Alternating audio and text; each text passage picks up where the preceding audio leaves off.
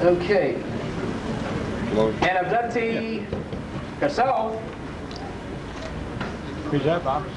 along with her family, a university fellow, an instructor, and author of a top-selling book. In fact, it's a very top-selling book. It's known by most all people in the UFO community. Into the Fringe, I think also she authors Taken, all right?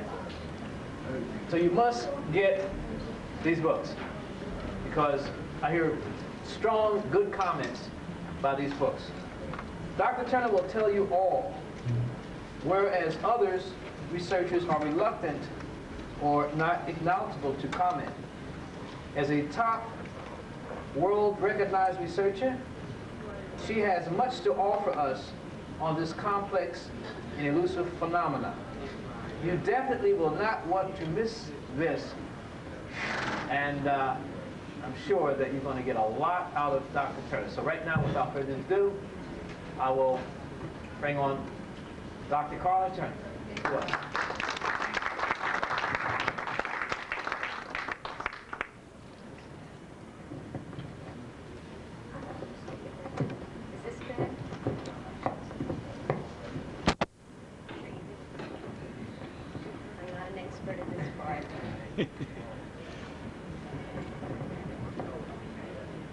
All right, is everybody able to hear me now? Good. I'm glad to see that the real core group is here. We don't have to deal with all the socializers. These are people who've given up at least some of your supper time to come in, and I'm very appreciative of it. And Bob, I'm very appreciative of what your group is doing here. I think it is historical, and I'm very pleased to be part of it.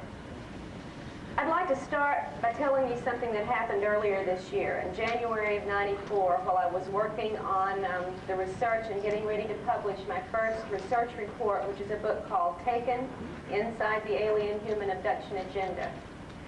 I was talking with one of the 8 women whose cases I'm reporting on in this book. Her name is Angie. She's in Tennessee. I'm in Arkansas. We were on the phones, and both of our phones were regular phones, not cellular or anything like that.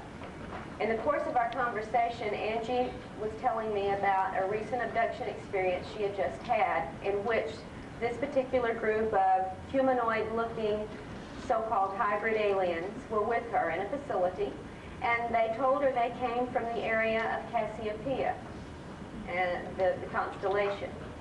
And she said, Karla, what do you think about that? Is there any possible way this might be true? And I said, well, Angie, the aliens have given us any number of alleged origins for where they come from, everything from Mars to the planet Van Loan to, you know, the Pleiades. But we don't have any way to check this out, so we don't have any reason to believe or disbelieve what they say without some sort of confirmation. Who knows where they come from?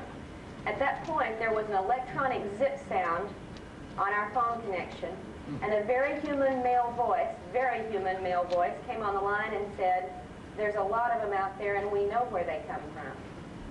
And then there was a little electronic zip and the man was gone. And then I picked the phone up off the floor.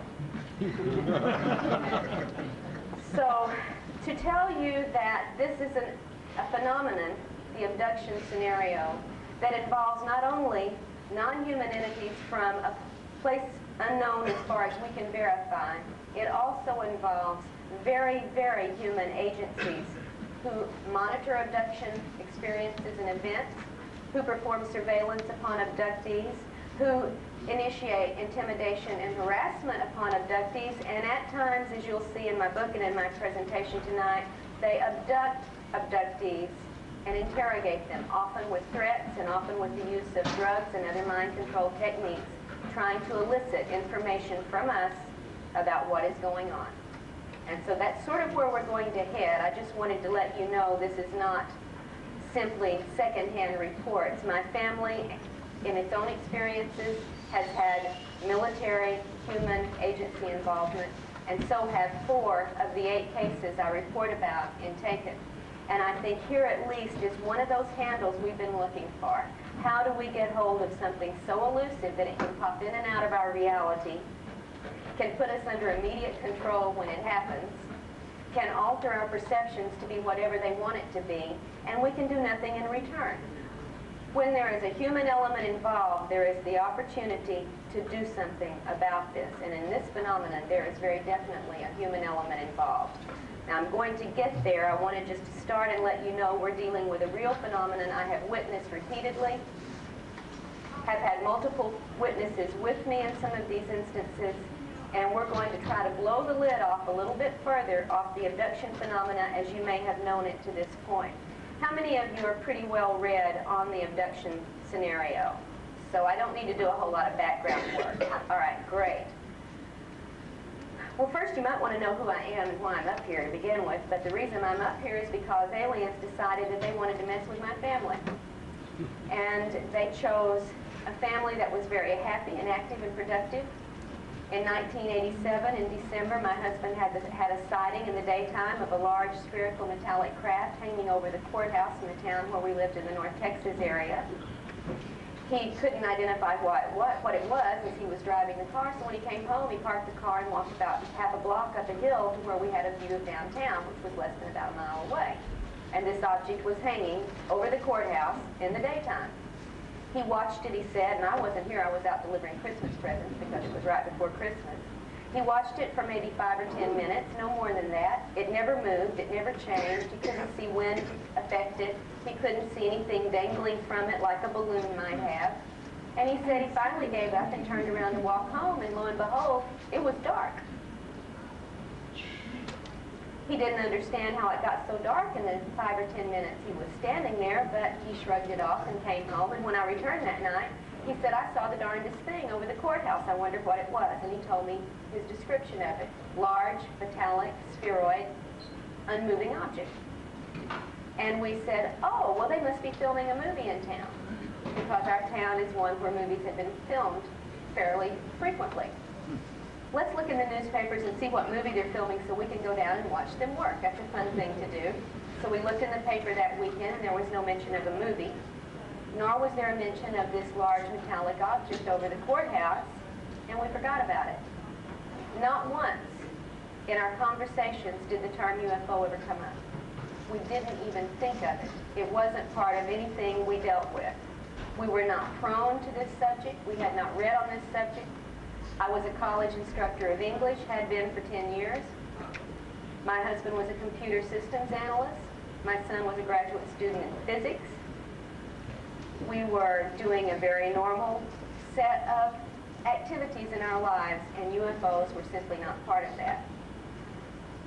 But when, several months later, stress had taken its toll, unknown caused stress, in both of our lives to the extent that we were driven to seek counseling and physical help for some of these symptoms, hypnosis was used with me to help teach me how to relax the symptoms of stress I was having. And when my husband's counselor finally dismissed him and said, I'm sorry, I can't find the cause of your stress, I offered to show him how to do self-hypnosis so he could relax the symptoms he was having, which included blinding headaches, back pain, paralysis and numbness in one leg from the hip all the way down to the foot, partial blindness, nausea, etc. I was having TMJ symptoms that I had never had. My teeth and jaws were clenching so tight I was deforming the muscles in my face and neck. Again, for no known reason. I was at the point where they were considering surgery to correct this. And we didn't know why we were stressed out. The first night that I taught my husband how to do self-hypnosis so he could relax his symptoms was May 2nd, 1988. When he was sufficiently into a trance, and by the way, he went into it fairly easily, and I've never done hypnosis on anyone. I'd only had it done on me a couple of times, but it was an easy process to get into a trance state. I played therapist, and I said, why don't you ask your subconscious to tell you what the cause of your stress is? And he said, okay, and mentally asked his subconscious to show him the cause of his stress. My husband was lying on the couch at this time, prone, and all of a sudden, he let out this yelp and literally levitated off the couch in fright. You've heard of jumping in fright? He jumped from a lying position. He said, I see a face. Oh my God, I see a face. And then he saw a gigantic craft. He said the size of a small city. Just then the telephone rang. Now here's my husband under hypnosis for the first time with someone who's only been in hypnosis a couple of times herself, suddenly talking about this weird, scary face and this gigantic ship, and my phone rings. Now what do? I said, hold on, and I ran to pick up the phone, which was no farther than from here to the wall. I picked up the phone and said hello, and there was no answer. I said hello, and there was no answer, and just as I was about to hang up, I started getting screeched at, jabbered at, electronically garbled at by something that sounded very, very angry. This went on for 10 to 15, maybe 20 seconds. I was in stunned response, and then it suddenly went dead and the line was gone. I didn't have time to deal with this. I had a husband on the couch freaking out under hypnosis. So I simply hung up the phone and went back to see if I could bring him out of this trance because we didn't know what was going on. This was the beginning of an odyssey that led me far, far away from the academic community. A couple of months later brought me, fortunately, into contact with Barbara Barthlick, whom you heard earlier this afternoon, who was gracious enough to take on our situation and help us to investigate what was going on in our lives. And the story of everything that we uncovered in that first year and a half of investigations is presented in a book that was published in 1992 by Berkeley called Into the Fringe. If you're interested in the story of what my husband, my son, his fiance, his roommate, and several other family members went through during this literal siege or invasion for about 18 months in our lives, very consciously as well as on the subconscious level, with all sorts of corroborating external evidence, then I recommend you might want to look at the book. Now, it's only a $5 paperback. Most people can find it at a used bookstore, and I told them I really appreciated that because most of my friends were not rich enough to afford those hardback books. So it's at least one of the things that is available if you're interested in the personal account and the heroic work that Barbara did with us to bring us through a time when we were so lost. We did not know what to do. We were followed by unmarked cars. We had lived in the same house for 5 years with never a helicopter over our house, and beginning at this time we had almost daily helicopter strafing, sometimes in the middle of the night so loud the windows almost broke from the activity, sometimes as many as 9 in a day, circling and circling our house. We began to have interference on our telephone calls, and never when we were talking about recipes or the family or work, but only when UFOs were the subject of conversations. We began to have tampering with our mail, and my daughter-in-law, future daughter-in-law at that time, who was an ROTC scholarship student and was in the process of getting out of the ROTC because of medical reasons, was at a point where she had to sign up a duty request when she graduated, and she was a physicist, studying physics at the time, and she needed to be near her medical specialist for her problem, which would give her only one choice of an assignment, which was meteorology. When she went to the ROTC sergeant on the campus and signed that she wanted to be attached to a meteorological base, the sergeant absolutely flipped out and said, "You can't do this. You're a physicist. Don't you want to sign up for the R&D work? Don't you want to work on the UFOs and find out what really is going on with them and not what the public thinks?" This from a sergeant in the Air Force to my daughter-in-law, who had never mentioned any of our activities to anyone other than us, except on the phone. So that's just a little of the background of why we're here, because at one point, before we met Barbara, my husband and I stood holding each other in a kitchen, quaking, shaking, fearful, uncertain of what was going on, and said, "We don't know what's going on, but by God, if we ever find out anything about this, we promise to help other people who are in our situations to learn." And we have been doing that ever since. That's why I'm here today, and not in some classroom teaching Beowulf. All right, now then, what are we really dealing with in this alien-human abduction agenda is what I want to talk about tonight. And what I have to tell you is that we're in the midst of an extremely serious situation. Those of us in the UFO community have had a failure to communicate to the public at large just how urgent and serious this situation is, and we're working very hard, some of us, to try to correct that lack of communication. This is not a matter for philosophical discussion anymore, my friends. This is something that is real, intense, in our faces, in our bedrooms, in our children's lives, in our families' lives. And if you've never had an experience, I can guarantee there's someone you work with or someone in your family or someone in your neighborhood who has. It is that widespread. If everyone who had had this experience suddenly had a little red light blow above their heads in this country, you would be so shocked to find out not only the number, but the types of people who are subjected to the alien intrusions and who never talk about it. And now you might understand, having talked it yourself, among others who haven't had this, you might have found out why they don't talk about it. There is rejection, disbelief, questioning of sanity and credibility, loss of jobs, loss of marriage, loss of self-confidence, and loss of reality, basically. You have to start from scratch when this intrudes into your lives. And the moment you admit it to somebody else, you have to start facing it. So many, many people never admit it. And we can understand why. I'm going to talk at some length about the research I'm reporting on in Taken, and also in a book that will be out next month, and I'm sorry I don't have it with me right now to show you because I think this is probably the most important work I've ever done. Barbara and I have worked on this case for over 2 years.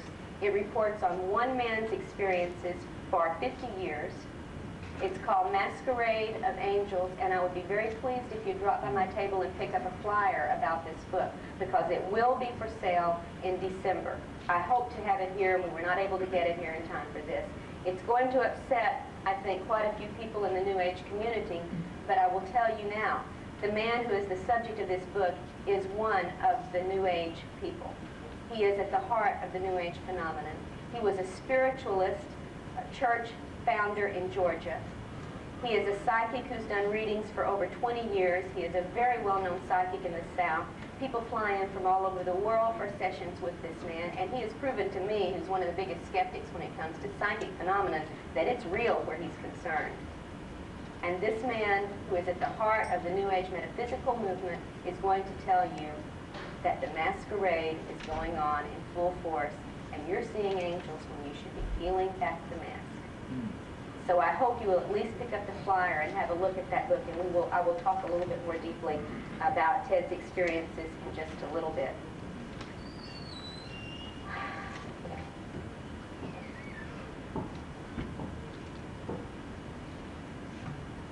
I think we should look first, before we get into the specifics of the research I want to tell you, what has happened to this abduction phenomenon in general. And you've read about it, so you're going to follow me very quickly as we go through how this has been a revelation of experience to the UFO community. Some of you have been studying UFOs since the 50s or the 60s, maybe some since the 40s. And you were looking at lights in the sky, you were looking at craft on radar. We've had scientists out there trained to measure angles of descent, to test for landing traces, trajectories, to corroborate witnesses, what color were the lights, what shape was the craft, where did it go, where did it come from. And scientific equipment of every sort has been focused on the UFO phenomenon for 50 years. And many groups like MUFON and others claim that the scientific approach is the only approach we should use, and it's the only way we're going to get answers. And my friends, I can challenge every one of them, and I have to their faces, to tell me after 50 years of scientific investigation, have you learned who these creatures are, where they come from, or why they're here? Is there anyone who has learned this with the scientific approach that you know of? MUFON itself has not been able to give me one reply. I spoke at the MUFON International Symposium this summer, and I made the same challenge, and all I got was silence. Science is not going to penetrate this. It is not capable, as it is now, to penetrate what is going on, because this is above the three-dimensional scientific paradigm that science holds on to as if it were a holy crusade to not move past it. And we have to move past it if we're going to make any headway. The UFO community resisted the abduction reports more vigorously than anyone in the beginning. Did you know that? Yeah. Remember the first few reports? This can't be. Yes, people can see craft, but certainly they're not seeing anybody in them. They're obviously empty. There's nobody flying them.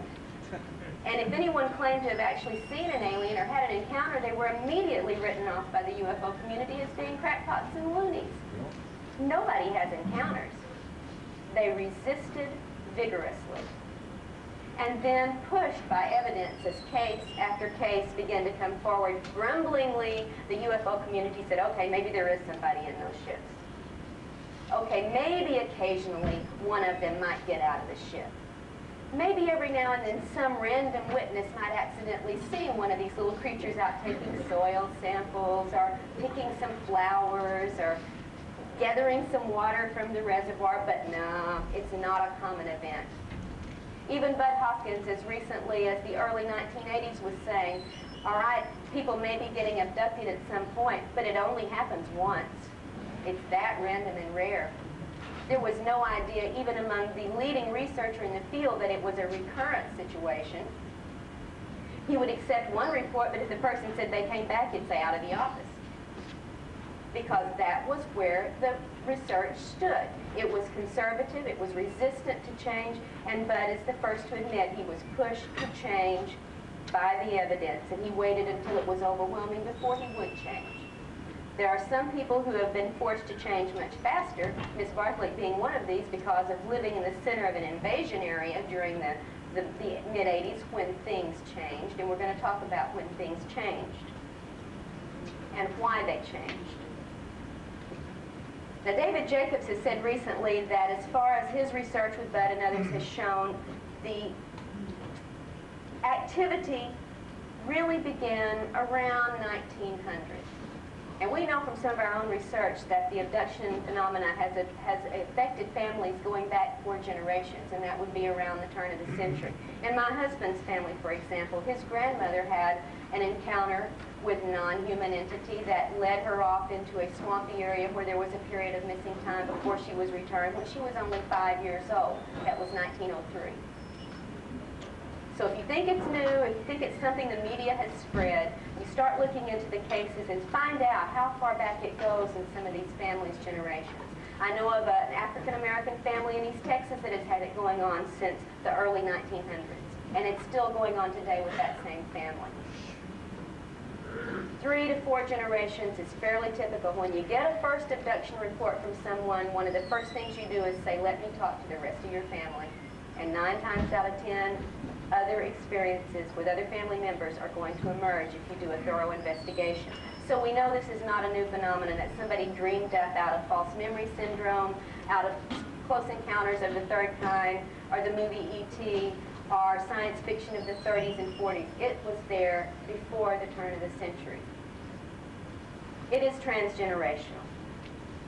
And all the way back to UFO sightings, although they didn't call them UFOs then, missing time episodes, non-human entities, balls of light outside of the house, balls of light in the house, and screen episodes that are very familiar from the most modern reports we've got today. This goes back at least that far.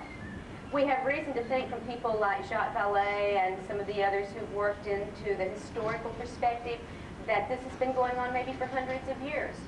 Some people like Zechariah Sitchin say maybe it's been going on for thousands of years. I won't disagree with any of them, but I'll tell you this, whatever was going on for those hundreds of thousands of years at a fairly steady level is not going on now at that level. It has changed. Standard operating procedures out the window. What we have now is an explosion since the mid-80s of abduction activity, consciously remembered encounters, multiple witness abduction encounters, UFOs on radar, photo, video, live action. It's performing in many, many areas for many, many witnesses and invading many, many lives. And that was not the case 100 years ago, not the case 500 years ago. Something has changed. And I think we better pay attention to why it's changed now and try to talk about what's behind the change, what's the nature of that change, and how should we feel about it. For the most part, for these hundreds of years, all these encounters were only very consciously remembered, very heavily screened, fairly non-intrusive, and extremely isolated. That ain't the case now. Not what we know of from the work that's been going on since the early 80s. Now, when did the change start to shift? Jacob says around 1900, families all over the globe begin to have this phenomena show up in their lives. Again, though, very isolated, very non-intrusive, just a little bit more numerous. But since the 1940s, you know what's happened, right? We've had accelerated activity, numerous multiple UFO sightings, displays in effect for people, sometimes hundreds of people at once, and increased global communications has made it very widely known around the planet. We now have a way to talk to each other very quickly on this globe where we didn't in 1900 or 1800. We get reports from remote villages in South Africa, from remote villages in Mongolia, from remote villages in India, from remote villages in the Arctic Circle. We know it's going on globally at an ever-increasing rate because we have now that communication that lets us know. Now, that started in the 40s. Before 1947, before Roswell, by the way, but that seemed to be one of those trigger points that everybody can hold on to. What happened in the 50s, early 1950s, UFO historians? What happened then? Contactee cases. Do you remember reading about the early contactees in the early 50s? Beautiful, human-looking aliens were coming down from Venus and from Mars and from Mercury, and they were having wonderful contacts with humans saying, you're special, you're chosen, we have a mission for you, you're going to tell people about us, you're going to be one of those who takes the lead. All right? And these people believed it, of course. And they proclaimed to the world, my friends, the Space Brothers are down here, they've given me a message for humanity, you must listen, you must follow. Here's the prediction they're making, it's gonna happen. And time after time after time, these believing, well-intentioned contactees were led to make utter fools of themselves, acting on the predictions of aliens who then cut them and left them to hang on their own. Now, we didn't have abduction reports, we had wonderful contact encounters. That's what went on in the 50s that you knew about. You might have heard one or two other little incidents that weren't quite so wonderful, like the Kelly Hopkinsville siege of the farm, where creatures who came onto the property provoked gunfire response from the family under siege. This was not a wonderful Space Brother encounter. You might have heard about that. Or you might have heard about in 1957 down in South America, the young farmer who was taken aboard the craft and forced to have sex with someone who couldn't communicate to him very well. Yes, Antonio Villas-Boas had this encounter. Wasn't a wonderful Space Brother message given to him. In fact, they didn't even use telepathy with him. They used sign language. They pointed to the belly, they pointed to the stars, and they took off. So even the aliens had to come up to speed, if you will. Yeah, it's right here. All right? That was in the 50s. Okay, all right. And normally, these Space Brothers identified themselves as coming from somewhere familiar. The Moon, Venus, Mars, Jupiter. At that point, they weren't yet up to telling us that they were from the planet Banlon. That comes later. And these contacts all seemed positive and friendly for the most part, except for those couple of little isolated cases I mentioned, and there were some others you probably never heard about that are there in the obscure literature if you care to look. Now, from the mid-50s to the mid-60s, what happened? That's when we started getting the real, quote-unquote, abduction reports. After Villas-Boas, then we had Betty and Barney Hill. All right, and this one made the news. Somebody, for some reason, tended to give a little credibility. Even Life magazine in 1966 in October covered their story and treated it fairly straightforwardly. And then, as Barbara mentioned, we had, Lonnie Zamora in the 64, the officer in New Mexico, saw the landed craft, saw the creatures by the craft, was given some credibility before the debunkers, of course, jump in and do their thing. Travis Walton in 75. All right, isolated, rare cases that the UFO community was grudgingly willing to accept as, yeah, these might have happened. Little did they know it was happening down the street, across the street, next door. And little did we who it was happening to know this either, because it was kept suppressed, it was kept screened, and we were kept very, very confused about what was going on. I've had conscious encounters since the age of 5. Until 1988, I had no context that told me what this all meant. I didn't know what these things were. I just knew they happened. And many people whose trigger went off in the mid-'80s will tell you the same thing. Yes, there was something in my room at 3 years old. Yes, there was something when I was 12 years old. I didn't know what it was. I thought it was an angel. I thought it was a ghost. I thought it was my child's imagination. We had them going on, these events, and we didn't know what they were. But by the late 1970s and the early 1980s, that's when the trigger went off. Great numbers of people began to remember their abductions, not only that were going on now, but that had been going on all their lives. And then the debunkers had a field day saying, who's putting these ideas in these people's heads? If you had it at 5 years old, why didn't you remember it and tell somebody about it? Well, I can here to tell you, as one of the many people who did remember and who did tell their parents about it, we were told, honey, it's just a dream. Nobody believed us, and they had no reason to. And so we quit believing in ourselves. We became self-doubting because we were having experiences that nobody, including us, could accept as real.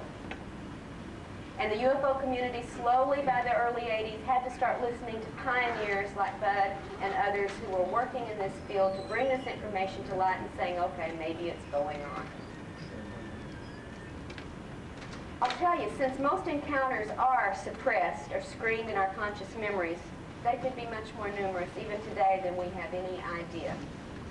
We do not know how many times we've been abducted. I've been interviewed in numerous public forums, by television, by radio, in conferences, and people say, how many times have you been abducted? And I had to say, who the heck knows?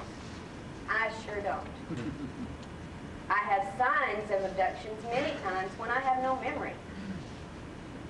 We do not know. What we remember is very little, and it is certainly not enough to give an honest answer or upon which to base any theories.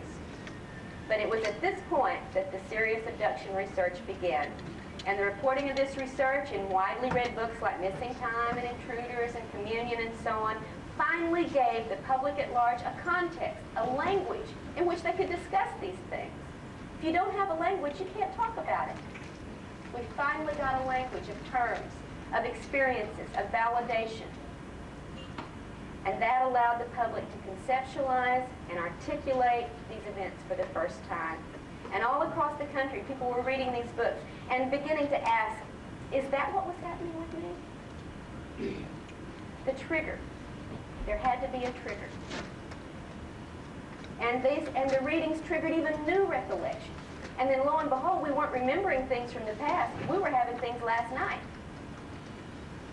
It became something not just in our past, but something very, very much in our present. And you all know the rest. Many people sought help on a private level to understand these events. Some went to psychiatrists, some went to psychologists, some went to counselors, and got very little help, by the way, for most of those people. And we became lay investigators because the professionals wouldn't do it. They turned the most important, critical situation on this planet, at least at this century, they refused to take it into their hands, and they said, won't touch it, and left it to us. It's like telling a cancer patient, sorry, too scary, you go cure yourself. Yeah, we're doctors, but we don't want to mess with the hard stuff. And that's the situation still pretty much as it stands today. It's left to each of us to help ourselves and to help each other, and we're not getting professional, organized, official support, recognition, or research. Now, from that lay approach, which is all we had, by the late 1980s, there was a certain picture of the abduction phenomenon that had pretty much coalesced, all right, from what we understood, from what we found at that point. Notably, I think Bud Hopkins probably articulated that for the most well-known person in the field. And here's what he said. Here's what the research said, legitimately from his angle, with what he had to work with. The abduction agenda held that extraterrestrial entities, that is, beings from some other planet, were visiting Earth on a mission. All right? This mission involved efforts to regenerate their species. And to do so, they needed reproductive material from humans. That was the picture that pretty much emerged from the research by the late 1980s. Now, this scenario explained several things. It had a lot going for it. For one thing, it explained why these beings were taking sperm and ova and fetal implants from people. right? All right. It also maybe explained why there was an interest in the genetics that ran through many generations of one family. Could explain that. And it could maybe explain why these little gray aliens coming into everybody's bedrooms and cars and places to take them look so feeble and sexless and emotionless and degenerate. Degenerate in the physical term. Why, sure. They're on the downside of their evolution. They're de-evolving. They need new blood. They need new DNA. That's why they're here. Problem solved. Right? Well, there were some problems with this little scenario. And anyone who used some of their God-given logic to think about it could see what some of these problems were and are. For one thing, how could an alien race procreate with human reproductive material? You take your cat and your chicken and you try to get them to procreate together. Hey, take your cat and your dog and try to get them to procreate together. How could an alien race use our DNA? Problem here. How could that be genetically compatible? And by the way, while we're talking about all these questions, what do all those non-reproductive events people keep reporting have to do with crossbreeding? So there were still some questions this scenario did not answer. All right, so it was forced by the sheer weight of the reports coming in from hundreds and hundreds and hundreds of people around this planet. It was forced to expand. They said, okay, maybe we didn't understand it altogether, right? Maybe we just had part of it, and now we're going to get the rest of it. And what they were forced to face was that this agenda is far more complex than merely a degenerating alien race trying to upgrade their species, because it didn't explain what was going on in bedrooms and cars and homes around this planet night after night. Hopkins and Jacobs and others who had held to this crossbreeding scenario as a firmly fixed, limited agenda had to start expanding what they were saying. And soon they were postulating that the aliens were also studying human emotions. And they were also studying maybe, well, it appears they're studying human sexuality. And by golly, it looks like they're studying human pleasure and pain responses as well, from what the abductees are telling us is going on. And what do these things have to do with crossbreeding? Why do you subject a person to excruciating pain to measure a response in order to crossbreed? Why do you do sexual molestation to a 5-year-old to crossbreed? Why are these things happening, and what do they have to do with this agenda we felt real confident that we had understood? People were being subjected to terrifying situations, excruciatingly painful procedures, traumatic sexual encounters over which they had no control and for which no acceptable explanation has yet to be given. And to complicate matters, now you don't have it bad enough already, to complicate matters, we've got this increasing number of abductees who aren't abductees anymore, they're contactees.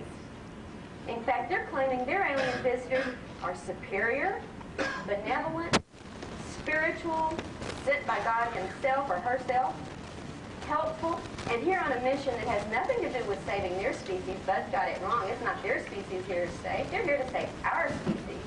Ah, now we understand what they're doing, right? That's why they have to do all these things. They're here to save us. And based on this activity, a whole new age agenda sprang up pretty quickly. For those of you who followed this phenomenon for several years, you know how fast that came up? Real fast.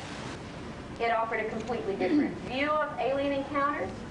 And to this very day, the metaphysically optimistic theory is at war with the original view of this phenomenon. There is a war among the researchers. And it's bolstered by a lot of other information. For instance, a flood of channeled information coming in claiming that this is the case. People are getting channel material from all over the place. Now here's where we get anthrax from the planet Vanlon coming in, telling us what's going on, how we've screwed our planet up, how our race is dying, and how they're here on a mission from God to save us, or conversely, to rescue some of us. The rest of us just don't make the cut. Or conversely, to help us elevate to the next level of density so when the planet does its catastrophic thing, we won't feel it, folks. Or, conversely, for the resurrection when Jesus returns in the spaceship, and we get it all. All right? We've had channel material that gives us all the spiritual hype. We've got spectacular healing events, and I know they're real. I've documented some of these, so has Barbara, so have others. We've got increased psychic phenomena among many of the contactees, or experiencers as they like to be called. And we've had all these predictions of why we need alien help, why the Earth is in imminent danger of cataclysmic destruction. It's going to have a pole shift. It's going to go to the next level. It's going to go through nuclear war. It's going to go through ecological disaster that we've caused. All sorts of explanations, none of them ever the same, are given to people for why this mission is going on. And they're here as angelic angels to assist our survival and our transition. Sorry, Bud and Dave, you had it wrong. We're not crossbreeding to save us. We're crossbreeding to save you. And challenging both of these theories, of course, has been the vigorous campaign by our friends, the debunkers, who are here to explain the whole phenomenon away, don't care what stance you take on it, because after all, they know it's hoaxes, hallucinations, mental disorders, mass hysteria, misperceived night terrors, dreams, hypnagogic and hypnopompic effects, suppressed memories of child abuse, and of course, the newly created convenient excuse of the false memory syndrome. Why, there's no alien, there's no abduction, there's no UFO, honey. You're all just screwed up. All right? So that's where we stand today. We've got the metaphysical camp, we've got the cross-feeding camp, we've got the debunkers in the center having a field day making fun of both camps, and us poor abductees are out here saying, if you ask us one-on-one, we don't know what's going on. All right? The experts are telling us, but we're hearing it happen, and we don't know what's going on. So in spite of all these arguments and the controversies and the counter-arguments and the outright holy war of conflicting opinions, my friends, the abduction agenda has not only continued, it has exploded in our faces. And since the mid-1980s, there's been a literal invasion of UFO sightings, abductions, cattle mutilations, crop formations, and hotspots all over our country, not to mention the rest of the world. And I'll just list a few you might be familiar with. You want to go where there's UFO activity? Oh, it's close by. You've got it in Gulf Breeze and various other parts of Florida. You can go to Tacoma, Washington, and the area around there and find all you want. How about the Virginia-Tennessee border? Got it going on hot and heavy. That too far away? How about Hudson Valley and upstate New York? You can find it there. Want to go out west? Well, head to Colorado, New Mexico border. We got plenty for you there.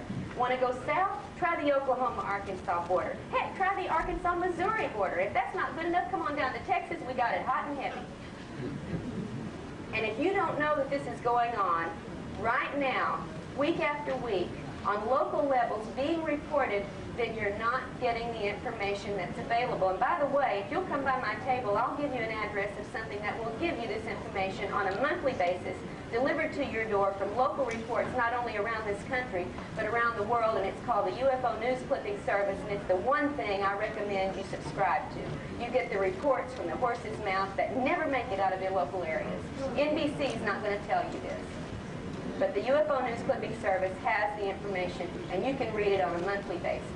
The one thing I can recommend worth your money. Now, like I said earlier, it has not been business as usual since the 1980s. Instead of dimly remembered little events, people in massive numbers have had conscious memories of their recent encounters, as well as recovering even more memories of suppressed previous experiences. And this has had the effect, folks, of literally waking up. And I say that loud because some of you are sleeping out there. I see you right now. I'm an old college teacher. I can spot people who are sleeping with their eyes open. Okay? We have been waking up, folks. And we've been waking up to the fact of our involvement with non-human entities, and that awakening has had and continues to have a profound effect on not just us, but the entire society we're living in, and I'm talking globally.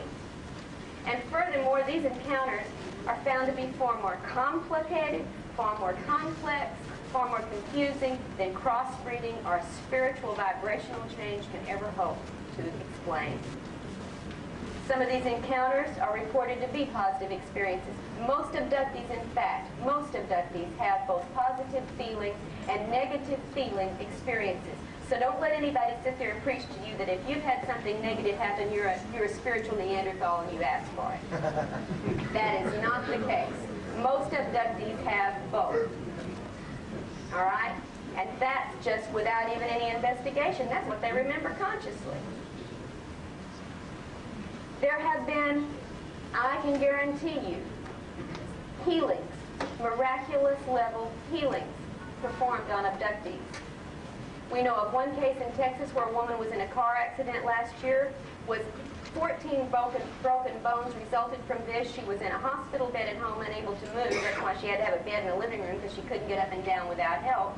In the middle of the night, 3 little gray aliens show up in the bedroom, come over, do something that she's not aware of because they knock her out. And when she comes to, they're gone, and she jumps out of that hospital bed, runs to the bedroom and says, honey, honey, they were just here. Well, honey's falling over in a faint, not because the aliens have been there, but because this woman with 14 broken bones who can't move is jumping up and down in his doorway. And the next day at the doctor, when the x-rays are taken, there's not a broken bone in sight. And that's just one of the kinds of cases I'm talking about that make people believe, hey, they're really here to help us. Well, they healed me. They healed me. It's got to be good. Right? Well, have any of you ever known a farmer who raised cows? Anybody out there? Who does that farmer take care of first, a sick kid or a sick cow? Yeah. Sick cow gets it first. That kid is going to have to recover on his own, because that's the crop he's counting on for survival. He gets those cows to the vet right away. And is it because he loves that cow and he wants their spiritual level to move to a higher vibration? Trust me, that's not the case. So don't make quick assumptions. Somebody's been healed, therefore it must be an angel doing it. It could have been a really concerned farmer.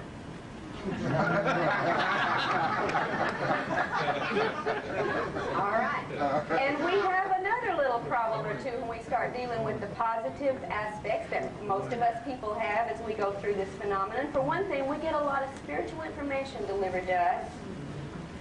Spiritual platitudes, spiritual instructions, metaphysical insights, ecological information, warnings of coming changes. And get ready, folks, they're coming. It's going to be here in 1991. It's going to happen. We've had aliens saying that in 1987, and people got ready. And you know what? 1991's gone.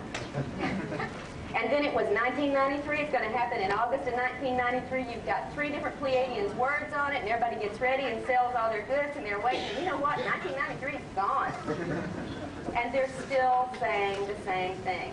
Man, if they could only get their story straight one time, we could have a little credibility, but they just don't seem to get it straight.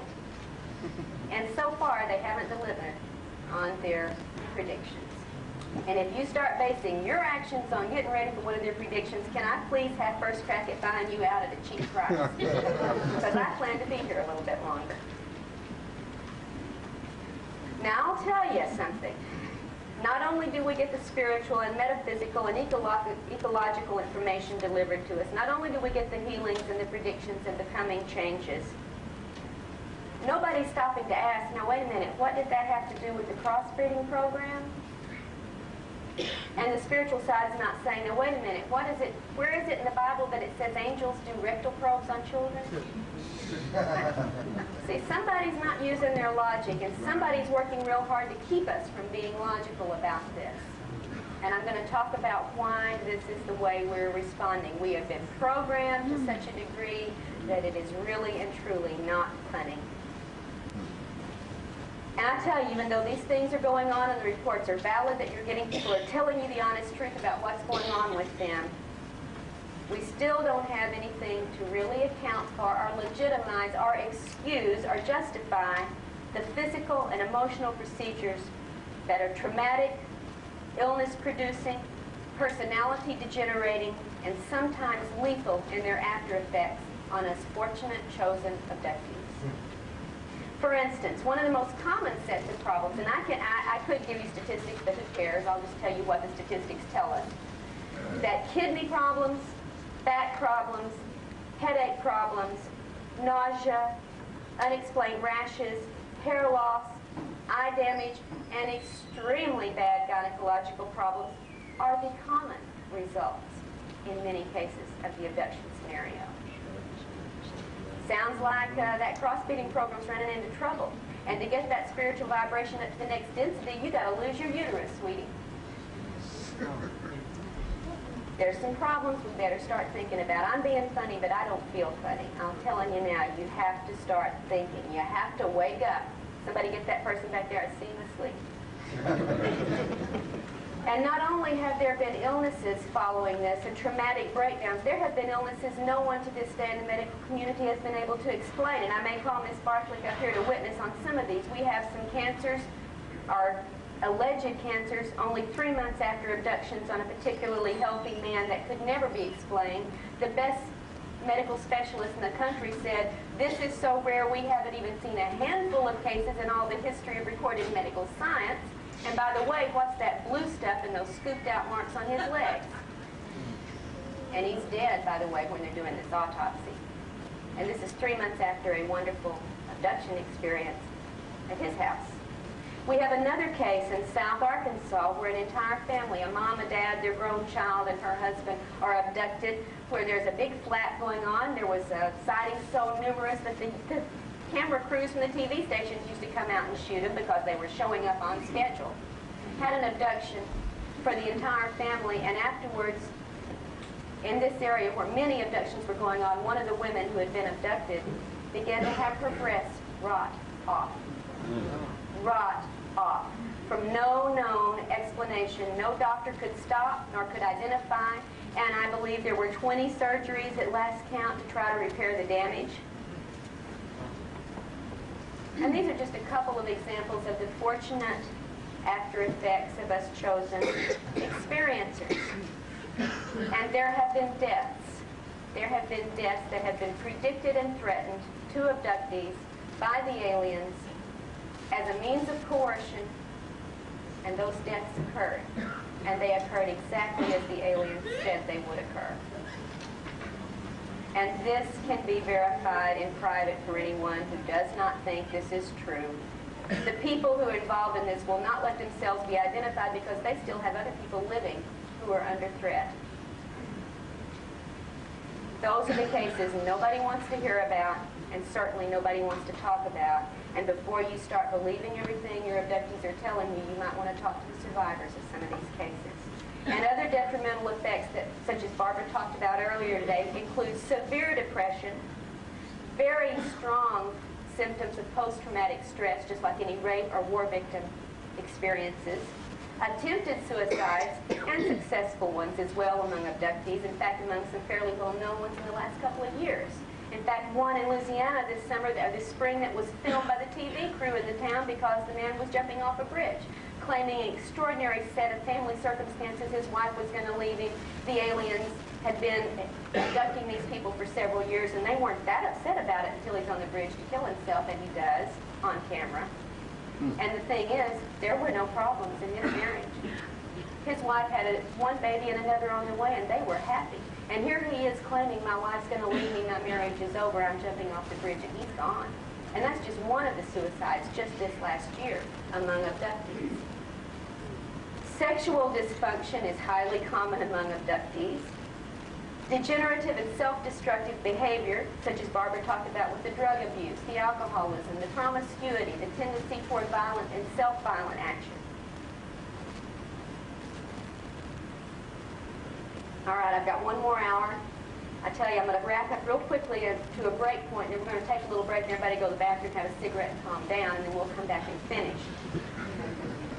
So what I'm getting up to before I started my specific research report is that neither theory, the New Age or the crossbreeding, adequately explains the alien abduction agenda from the reports that we know are valid.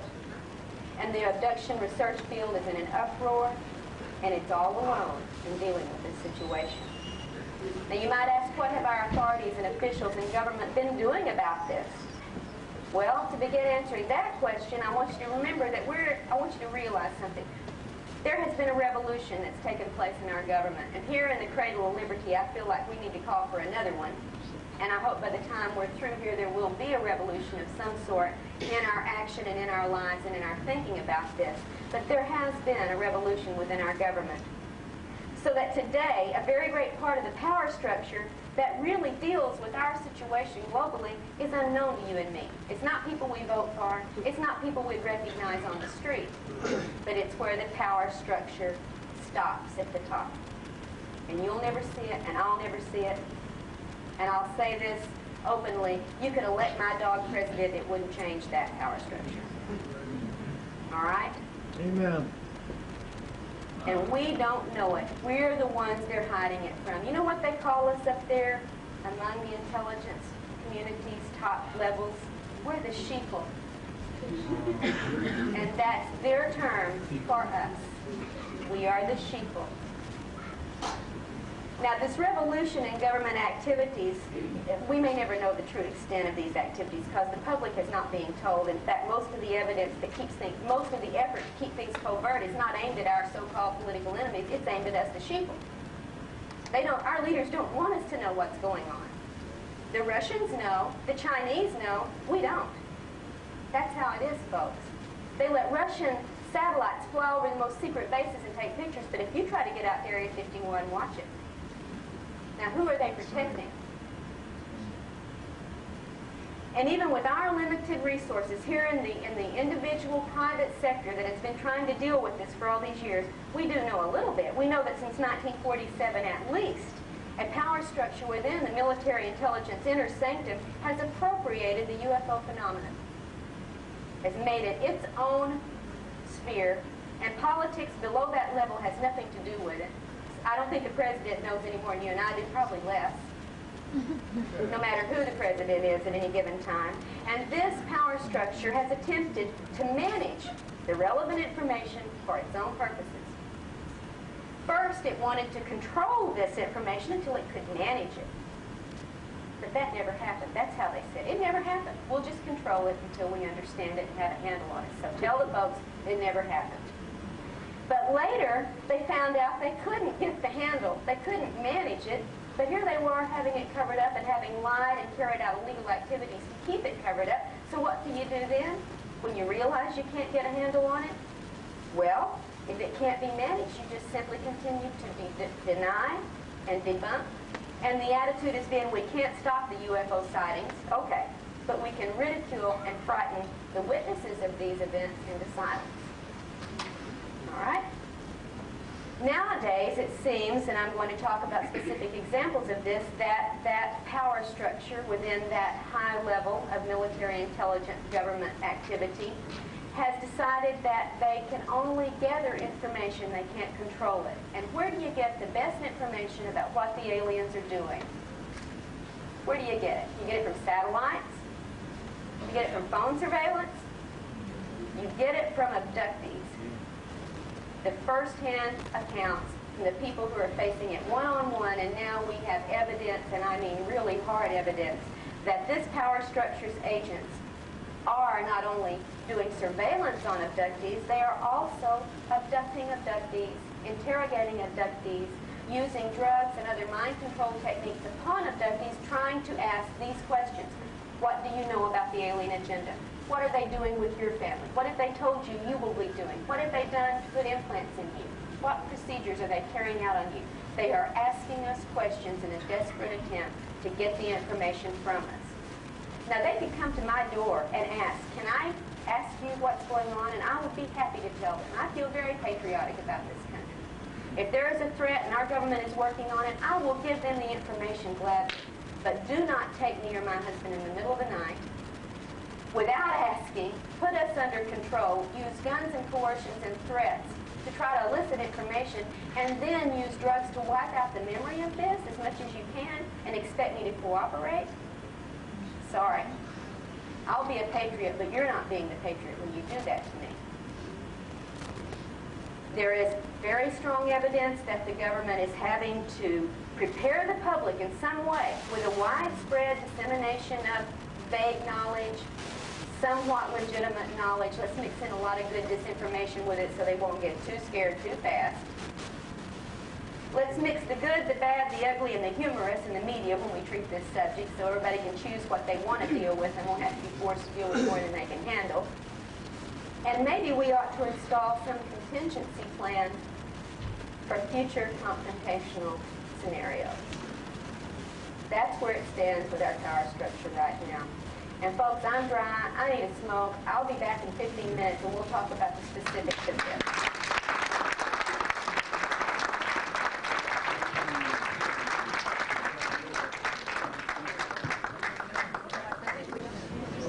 Okay, Karla.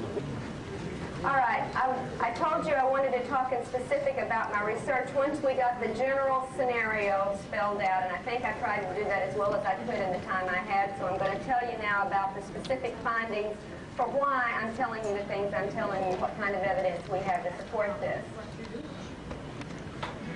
There are 2 books currently that report on my specific research, and the first book is the research Barbara Barthlick and I have worked on together for over 2 years. No, the second book. I'll get to that one in just a moment.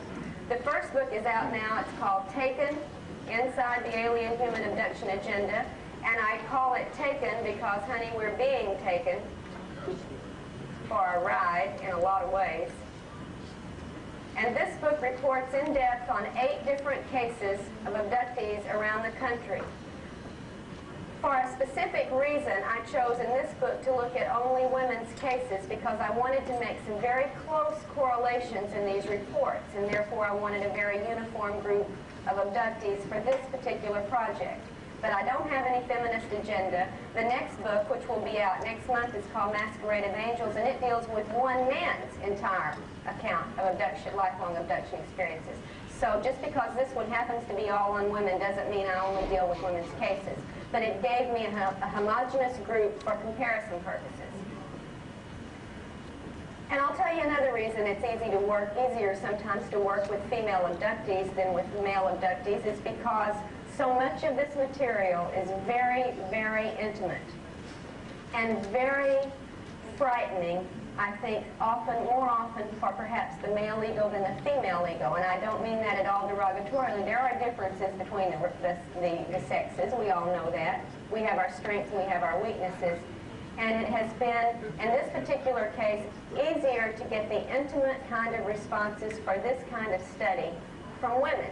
And I hope that this will help open up some of the male abductees to be a little more forthcoming on certain areas that they have tended in some cases to hold back reporting. For instance, in the sexual scenarios, in the loss of control that they suffer during these encounters, and so on. Now, if you've read this book, or if you pick it up and read it later, and you see the extraordinarily complex details reported in these events, you may think these are unusual cases, and I want to assure you up front, they are not. They are very representative cases. The reason you may find these unusual is because most of the reports you've read and you've been presented on the abduction phenomena have been very censored, and they've been very partial. And in many instances, they've been carried out by investigators and hypnotists who did not know to look beneath the surface. And what you got was a lot of surface reporting. And I want to tell you now that that is not where you're going to find the answers. There are levels and layers to this phenomenon within the abduction experience of every one of us who's had this happen that are covered by screens and illusions that require very thorough probing to penetrate. What I have tried to show in this book is how complex it is. And toward the back, if you get the 8 cases presented very often and very fully in first-person form rather than me telling you, I let the people tell you. And this is based 99% on their conscious recollections, not on hypnotically retrieved information so that the debunkers can say, oh, it was false memory or somebody implanted the idea. This is from their conscious lives, what they live with every day without hypnosis. And really, that's more representative of what most abductees go through because most of us don't have anybody to do hypnotic work with us. It's the exception rather than the rule that you find a competent hypnotist that knows how to probe these screened memories. So it does take you inside what it's like to live with this. Now I want to read you just for a little example a page and a half from this book. It's a prologue, and it's excerpts from 3 of these cases at 3 different times in our recent history. The first is from Indiana, and it's in 1954. And this is a quote. This is from the case of Pat. They came in our house and set up equipment in the living room, Pat said. The Army men wanted to talk to me the most. Me, an 11-year-old girl with secrets in my head. But the aliens told me I couldn't tell, because they said there'll be those who will tamper with your mind. And here they were, the tamperers, the Army men. 2 female doctors set up their gear in the bedroom, where Pat was given an injection. It made me sleepy, she said. And I lay on my mom's bed on some towels, and I told them my story. I even told them, you're in my mom's bedroom where the white glowing ones were. You don't belong here, but they do. And I'll elaborate a little bit more on this 1954 incident in just a moment. Now let's jump 20 years. Let's jump to 1978, Puerto Rico. 2 aliens took Beth down a curved hall and through a door into a different area. It looked like a surgery room, she said, and she became afraid they were going to kill her there. A third entity, holding a black box, moved to a position behind Beth. She could not see what he did, but she felt as if her head was being opened and her brain removed, all without any sensation of pain. After she was all put back together again, as she said, a cold liquid was poured over her head. When this procedure was finished, the alien stood in front of her, and Beth realized that mentally she was different. Her thoughts about everything were changed, and she was filled with new ideas about God and the unity of all life within the Supreme Source. This very spiritual moment was followed by a quite physical exam, as the aliens took samples of her skin and her hair. A human-looking man with a widow's peak hairline entered the room and made a full examination of her body, including a gynecological procedure.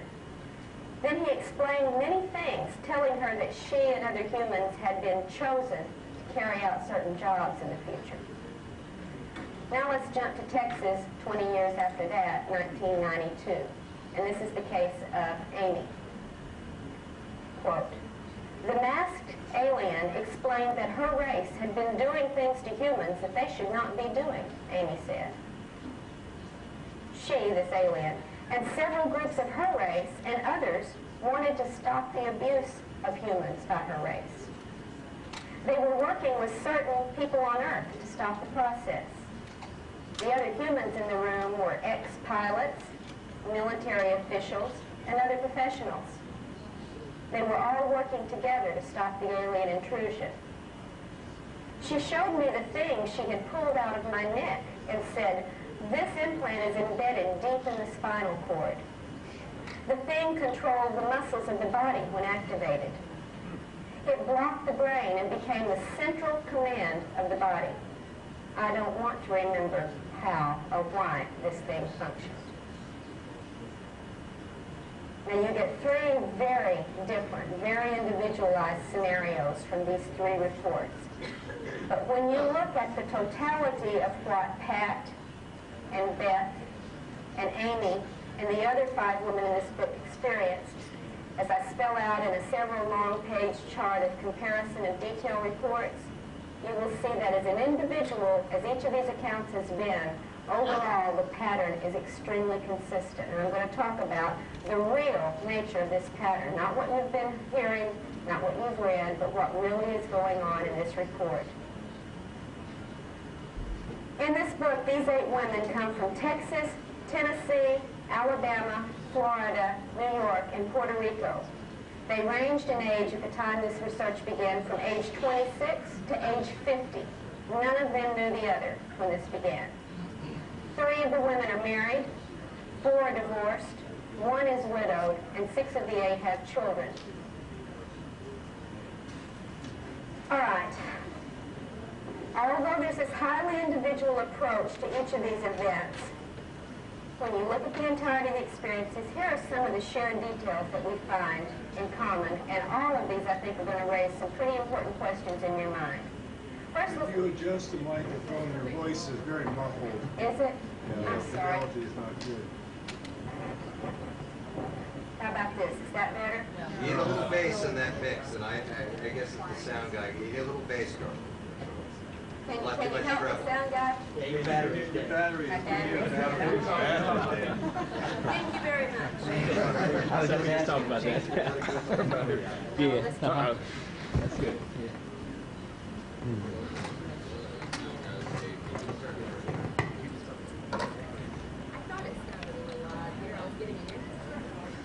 Very much. All right, let's start with first the nature of the contacts themselves. What do we have reported? UFO sightings, missing time during childhood, missing time during the adult phase, consciously recall scenarios both individually and with other people, virtual reality scenarios, and we're going to talk about that in some specifics a little bit later when we get to the second book, Masquerade of Angels especially, and telepathic communications. All of these constitute the kinds of contacts and experiences that abductees report. Just because you don't have them in the room touching your body, but you have them telepathically delivering information, this still is a contact. This is still part of the abduction scenario. And they vary from right in your face to remote communication to unreal, real-seeming events perpetrated mentally upon the abductees. What kind of creatures are we hearing in these reports? What are their descriptions? We get the grays. You know about the little short grays that act like they're robotic or android or insectoid in their actions that don't seem to have individuality. The little workers, and we're going to talk about those to some degree. You get insectoid-looking creatures. Tall, thin, normally very white, very skinny arms, 2 to 3 digits, triangular shaped head with insectoid eyes. I've seen them, my son's seen them, many of you have probably seen them. I've talked to a few people here who've seen them.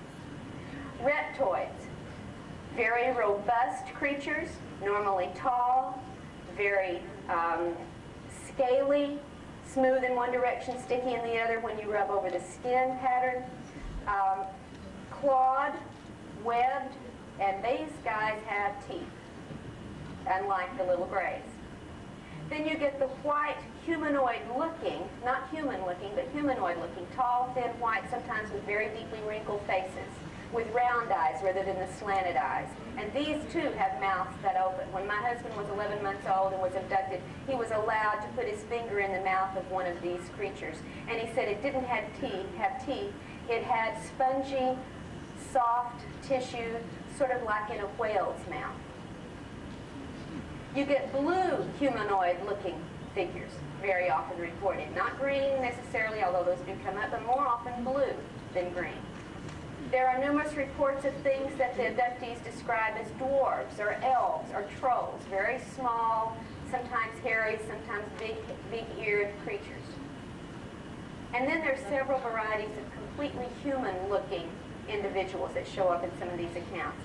Usually they're either blonde and beautiful, what we call the Nordic, the Pleiadian, or they're tall, very commanding, very much in charge, dark-haired humans with this widow peak hairline. Sometimes it looks artificial. Sometimes it looks even painted on. But nonetheless, those are the two most commonly reported human-looking type of creatures. But other figures turn up too in these accounts, and they're probably not what they appear to be at all when you start looking at the evidence. For instance, dead relatives are sometimes involved in these scenarios, and I'll give you one instance from Masquerade of Angels. Ted Rice, who's the subject of the book, was abducted with his grandmother when he was 8 years old. They were both given a liquid to drink. It very much altered their perceptions and their control. In fact, it acted somewhat as an aphrodisiac, and this has been reported in numerous other cases. The reptoid creatures approached the grandmother and wanted to have a sexual encounter with her. And she said, "I don't do that. I've only ever done that with my husband, and my husband's been dead 6 years, so I don't do that." Within a few minutes, they brought her dead husband into the room. and they engaged in sex. And in the middle of the sexual encounter, she realized it wasn't the dead husband at all. But the image was strong enough to convince her in the beginning that it was. Also, celebrities show up. President Clinton, Michael Jackson, Ted Danson, Shirley MacLaine. I mean, we've had all sorts of reports of celebrities involved in these abduction experiences, as if the aliens are drawing some image out of the abductee's mind that they think will make that person amenable to what's going on. And even religious figures show up, most commonly Jesus. Now, we're dealing in this country. Maybe if we were in India, Buddha would show up more, or Krishna would show up more, but right here we get Jesus. And in fact, Pat, the girl whose family was sequestered in 1954 in Indiana after a UFO encounter that abducted her entire family, the next day military personnel showed up, sequestered her family on their farm for 5 days, and interrogated them with using drugs to do so. 54. At the time this encounter took place with the aliens, Pat and her grandmother were in the same bedroom when the little grays started coming in, and they started freaking out. The grandmother especially started saying, "Oh, Jesus, what's going on?" Well, lo and behold, a little blue beam comes through the ceiling, and there's Jesus in the room saying, "It's all right, they're with me. Go with them, they're with me." And I asked Pat, I said, "What did Jesus look like?" And she said, "Well, he was beautiful. He was tall and handsome and had blue eyes and blonde hair." And I said, "Pat, have you read your Bible lately?" I don't think there's much of a chance that Jesus had blue eyes and blonde hair. And like so many other abductees in the same situation, she said, "Well, this one did. It worked. Grandma went with him. After all, Jesus said they're with him. Go to it." Now, these improbable figures that we know are not the dead grandmother, are Michael Jackson, are Jesus himself in these situations, are very often part of what we call the virtual reality technology, where images can be created and perpetrated that feel absolutely as real as you and I feel right here today. And they are very persuasive when you are already under a control. And the one rule of thumb in the abduction encounter, no matter what you think, no matter what you remember, and no matter what you felt, you were under control when it happened. And they controlled how you saw it and how you felt about it and what you remember of it. And when you're in that form of controlled state, they can make you think Jesus himself is there, or your dead grandmother's there, or President Clinton wants to have sex with you. All right? Now then, what are they doing? What kinds of exams and procedures are we getting representative reports about? Besides the things you already know pretty well from the literature, like the taking of skin, the taking of hair, the taking of fingernails and body fluid samples and sperm and ova and fetuses, and this is what you've been told about for the most part goes on. There are other widely reported exams and procedures that I think have very little or nothing to do with crossbreeding our spiritual agenda. For one thing, most every single abductee has what's called a mind scan performed on them. The creature gets right up in your face, the eyes take over control, and you are scanned. In fact, one little girl said, "They filmed my soul." Now, this is out of the mouths of babes, and we ought to listen to these babes a lot more than we normally tend to do when it comes to this phenomenon. For women, almost every one of the abductees that are female undergo gynecological procedures of various sorts, sometimes painful, sometimes not. But the result and the after effects are that many, many, many abductees, much higher than the national average, suffer from extremely severe gynecological problems after being used by the aliens in these procedures.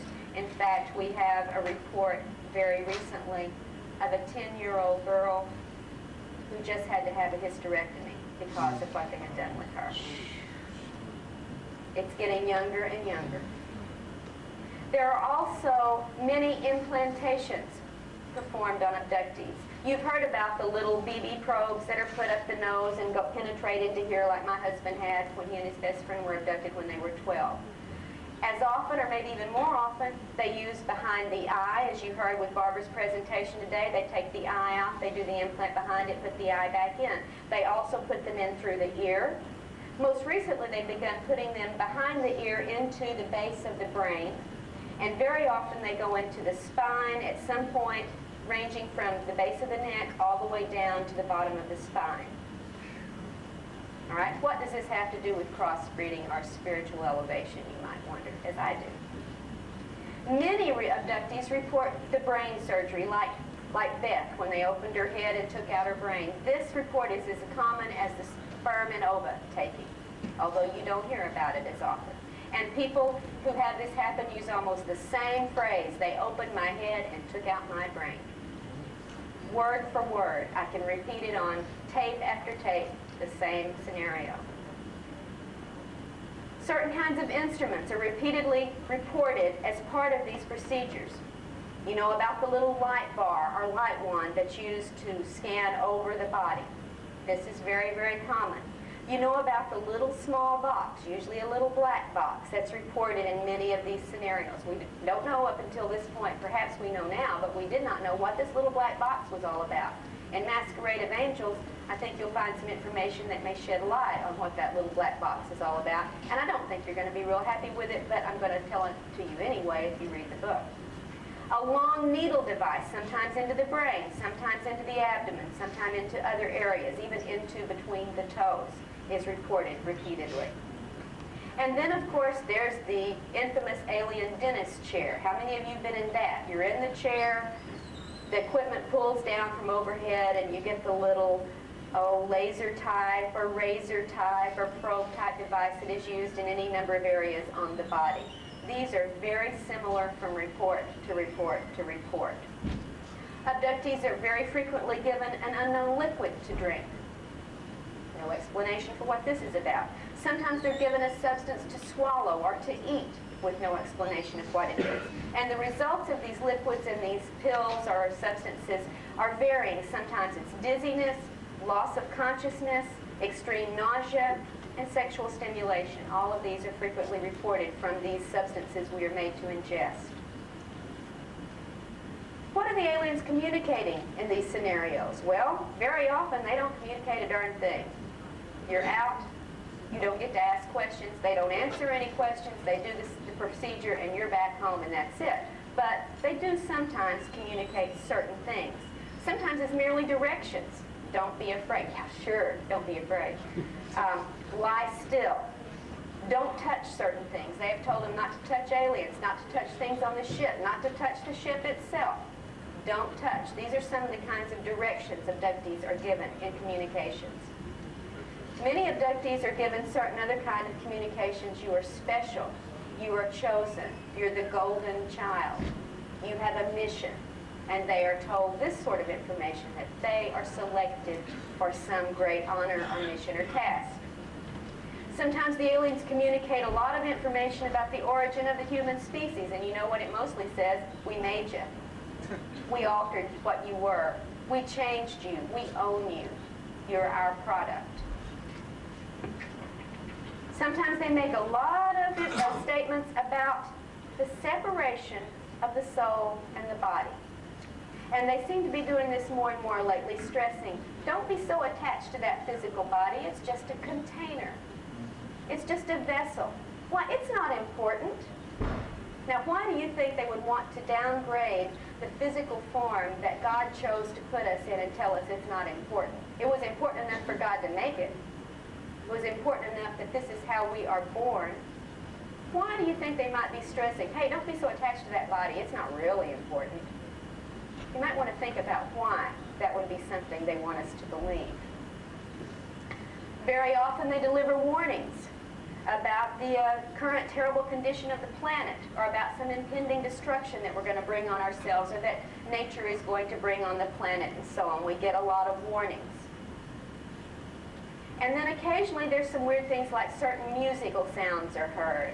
Or aliens are heard chattering in their own language, which is incomprehensible to the person. They talk about it as a bird-type sound or a bumbling buzzing, humming sort of noise that they try to describe, and there's really not a way to do that in human terms. But we sometimes get reports of aliens communicating to each other in a verbal form. All right, now in addition to these exams and procedures that are reported, there's also other kind of activities that abductees report. You probably, some of you here had some of these. Very often, they have teaching or testing sessions with abductees from childhood through adulthood. Sometimes, and I have this many, many times reported very specifically, and sometimes in more than one generation in the family, they taught me how to walk through walls. They taught me how to pass through solid objects. They taught me how to use my mind to move objects. They taught me how to affect electrical impulses with my brain. They taught me telekinesis. They taught me levitation. Now, the people are able to perform these things when they're with the aliens, but when they get up the next morning and try to walk through that wall, it doesn't happen. All right? So it seems to only work when you're with the aliens, but they're spending years sometimes teaching people how to pass through solid objects. We do know about the crossbreeding activities. Yes, they take sperm, they take ova, they take fetuses. This is a given. It really does happen. But maybe it's not about crossbreeding. Maybe it's about something else. We won't want to talk about that in just a second. I know we're running short on some time, so I want to get down to the nitty-gritty. Often there's an immersion into a pool of liquid that the abductee is forced to inhale, thinking they're going to drown, but they find they can breathe this liquid. Very often they present scenarios or visions of past events in the person's lives or future events on the global scale. They'll show futuristic war scenes, or the planet blowing up, or the moon exploding, or terrible floods, or earthquakes, or chaos as a future event. And this is used as part of the programming. And they often tell us, you're going to have a job to do when this happens. And finally, there is the great variety of sexual activity that is perpetrated upon abductees. And I'm talking almost every variety of the sex act that you can imagine, with aliens, with things we don't even know what they are, and with abductees among abductees. They may take an abductee from one place and an abductee from another and force them into sexual activity together. They don't know each other. They don't know if that person has AIDS. They don't know what the condition is, but they are forced into sexual activity, and this is repeatedly done. In fact, in one case in here that's so heartbreaking, Lisa, the woman in Alabama, last year was abducted, and there was another man, another abductee, that she was forced to engage in a sexual act with, and the man apologized to her very, very deeply. He said, "I'm sorry, they make me do this. They've been taking me since I was a child. I can't help it. I'm sorry." And again, this is reported in many different instances. And I'm not just talking about genital intercourse. I'm talking about a variety of sexual acts. And I'm talking about on people as old as in their 70s and on children as young as 3 years old. In fact, one abductee adult mother of 2 children who was fairly happy with her sexual activity to a certain point, well, she said it was some of the best sex she ever had, was not at all disturbed that she was repeatedly being forced into these sexual encounters until one morning she gets up and her 5-year-old daughter is sexually manipulating the 3-year-old daughter, and aghast she says, "What are you doing?" She says, "Mommy, we're just doing what the little doctors do to us when they come in the bedroom at night." Are they crossbreeding? Are they taking ova from 3-year-old children? I have a problem with this. Now, where do these activities take place? Very often they're right there in your home, in the bedroom, in the living room, in the kitchen, sometimes in the car when you're traveling.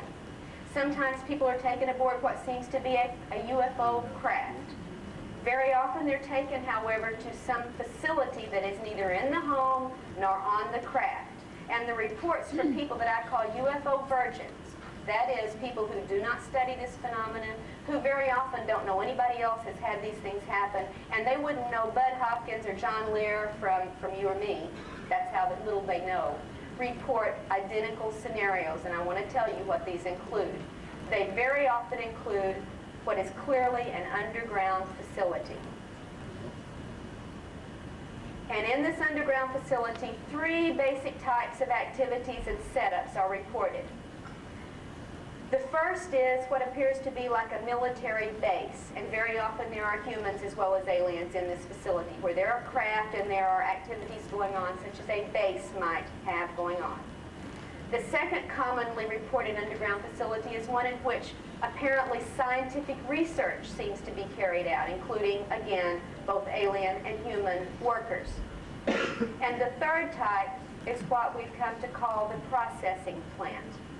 And this, again, often has both human and alien personnel working in it. And in this underground processing plant, what we get reported over and over again is a setup in which human body parts are being processed like chicken or beef. They are being flayed, they are being dismembered, they are being drained of blood, they are sometimes reported stacked up like firewood, sometimes hanging, draining, sometimes going down, being dismembered as they go towards some unknown end facility. I don't make it up, and I don't necessarily believe it's real, but I know that it's what they really put in these people's minds. Whether it's virtual reality or reality, why are they doing it? What is the purpose of such a scenario, either real or imagined? Why would they do this to our people? What does it imply? And these are reported, like I said, from UFO virgins as well as from people who are familiar with this field. Hybrid nursery rooms are very, very often reported, often containers that have liquid and fetuses at various levels of growth that often look partially human, partially alien. Sometimes they're in boxes rather than in containers with liquid. Sometimes they're in nursery settings where they seem to be hybrid toddlers. And then there are the cloning rooms, rooms where fully formed, fully human, but inert bodies are stored. Sometimes in coffin-like boxes, sometimes with stored in upright cylinder containers, and they are sometimes identical, like 20 identical female bodies, 20 identical male bodies, and sometimes their bodies are identical to the abductee who is being shown this. In fact, in this book, 3 of the women were shown clones of their bodies. And what explanations were given for these clones? Well, Pat, remember the one where Jesus beamed in and said, "They're with me"? Pat was told when she was shown her clone body that it was for the resurrection. Well, haven't you read your Bible? They're going to have a new body at the day of resurrection, and we're the ones in charge of making them. Here's yours. You're safe. You got a resurrection body. Lisa, on the other hand, shown her cloned body, was told that it would be used to replace her if she did not cooperate in what they wanted her to do, and nobody would ever know the difference. Which story are we going to buy? Can we buy either story? Have we ever been told the truth on any of this so far? Well, when the stories conflict this much, we have a question with how much truth there may be to this. Well, I know we're running out of time. I was going to talk about the external effects, the peripheral effects in the home, which that's all outlined here in the comparative chart. The after effects, I think, are important. What do people report as the after effects? Sleep disorder, stress, post-traumatic stress symptoms, fear of talking about their experiences. In fact, many people experience physical pain when they try to talk about these experiences, and the pain doesn't come from any real body symptom. It comes from a triggering device, either through implant or through suggestion. Shifts in attitudes. People's attitudes change radically. They become more ecologically aware. They become more compassionate. They become more non-traditional in their spiritual and religious views. And many, many times, as Jane, one of the abductees in here, had to say, they foster a mistrust of our government within us. Maybe we ought to be mistrustful, but they certainly work to make us so in many cases. They often become convinced they have a mission to perform. Thank you. They're given certain kinds of dreams. Most notably, 3 different kinds of dreams are reported over and over again. One dream I call from one abductee's report, the night of lights. And now some of you may have had this dream when the sky is literally filled with UFOs, and it's when they're coming now. This dream is very, very, very common among abductees. The second kind of dream, earthly disasters, great floods, great earthquakes, great cataclysm in which the abductees have a job to do, reported over and over again. And the third kind of dream reported frequently is that of a prophetic event. And many, many times abductees dream about certain events that actually do come to pass. Very often they're disaster events. Gynecological problems we've already talked about. Sexual dysfunction is a very common after effect of this. Marital problems rife after this happens. I can't tell you how many abductees in the last 2 years have gone through divorces when they were happily married before. It is extraordinary the kind of stress on the relationships these people experience as after effects. Degradation. Now, as many people who realize a spiritual awakening and uprising from the experience, we got the other side where they go through the degradation of their personal lives, as we talked about with the drug abuse, the promiscuity, the self-destructive behavior, the suicidal tendencies. What do we know about human involvement from these reports? Of these 8 women, 4 have been abducted and interrogated by military human personnel. They want to know what's going on just like you and I do, but they're using better technology to try to get their information than you or I have. We have military personnel, medical personnel, scientific research personnel, very, very often working with aliens on board craft or in the facilities. We see an increase in helicopter activity over the homes of abductees when they begin dealing with this or having current situations. We get the phone surveillance, we get the mail surveillance, we get people followed, we get people with taps on their wires, people whose homes are broken into and the only thing taken is UFO-related documents, etc. And then, of course, the interrogations like Pat's family went through in 1954 and my husband went through in 1988, and 4 of the women in this book have experienced on military-based facilities at the hands of military personnel. So that's what you're going to find spelled out in much greater detail than I can go into in 20 minutes here in Taken. And I hope you'll have a chance to look at that at some point. The book that will be out next month is called Masquerade of Angels. Barbara and I have been working on this for a couple of years now, and it's an ongoing research project. This involves Ted Rice, a man who was born in Alabama, who was born to a very ordinary family. He was a rural cotton patch kid. He grew up in the cotton patch farm area of northern Alabama. But from a very early age, he began to have a series of extremely paranormal events. Before he was even in school, these go back and we go through, in Masquerade of Angels, we go through very thoroughly documented instances of paranormal events in his life.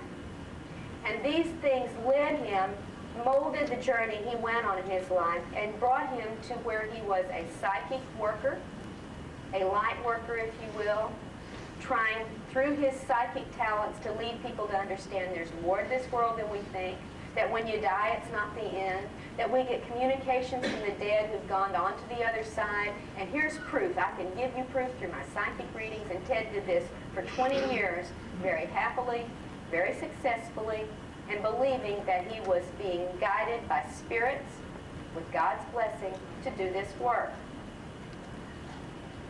Now, in 1989, something happened. Ted was in Shreveport, Louisiana at this time, and suddenly he started having experiences that weren't like the old spirit guide contacts he'd been having all these years. In fact, instead of getting communications when he was in a awake state with a transmission for you or whoever he was doing a reading for, Ted began to have things coming into the house at night, touching his body, making him very nervous and upset and fearful. Little lights of balls of light coming in and floating through the house like probes. Then he began to have communications that he couldn't remember when he would wake up. And the spirits had never worked like this with Ted. When they had a message, they made it clear and he delivered it. All of a sudden, he's getting information put into his brain, and when he wakes up, he can't retrieve it. And this is wrecking the poor man's health. If night after night you were being awakened, being touched, being probed, being prodded, being talked to, and then had to get up at 7:30 and go to work, you begin to go downhill. Your health declines, your mental acuity declines, your ability to work declines, and he was finding himself on the edge of a nervous breakdown from this repeated nightly intrusion activity, unlike anything the spirit guides had ever done to this man before. And he finally reached a point of exploding. I mean, he couldn't take this anymore. He even moved. He was in a trailer at the time, in a very nice trailer park in Shreveport. And he thought, well, maybe if he moved to a different spot, this would leave him alone. So he moved his trailer. And he set up his trailer, but he was still afraid to stay alone because of all this activity that had been going on and how freaked out he was by it. And he asked a friend to stay with him for a few days after they moved in. This was 4 nights to make this move and set up everything. And after they finally got it settled, they were just about to relax and sit down, watch a little TV, and get ready for going to bed that night, when all of a sudden here comes the little blue probe light again. And this time, after he's gone to all the trouble to move and get away from it, Ted lost his temper. He was tired, he was on the edge of breaking up, and here comes this thing again, and he finally screams out, "I've had enough. You've got to leave me alone. How do you expect me to do my spiritual work when you won't let me get my rest? You keep me up night after night. I'm drained. How can I concentrate? How can I do psychic readings? If you guys don't leave me alone, I'm going to quit doing this work." He said, "Give me a break. For God's sake, go pick on the neighbors for a change and leave me alone."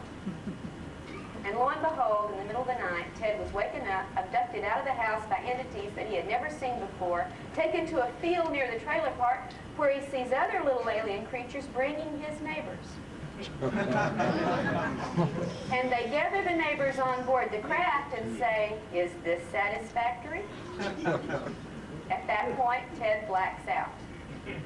When he comes to, he's being delivered via the craft back to the neighborhood, and they're dropping off all the neighbors one by one at their house, and Ted is the last one. And he gets up the next day and says to his friend who's had staying with him because he's been too nervous to stay alone, "You won't believe what happened to me last night." Now, of course, the man didn't believe him. Now, they had just moved into this area.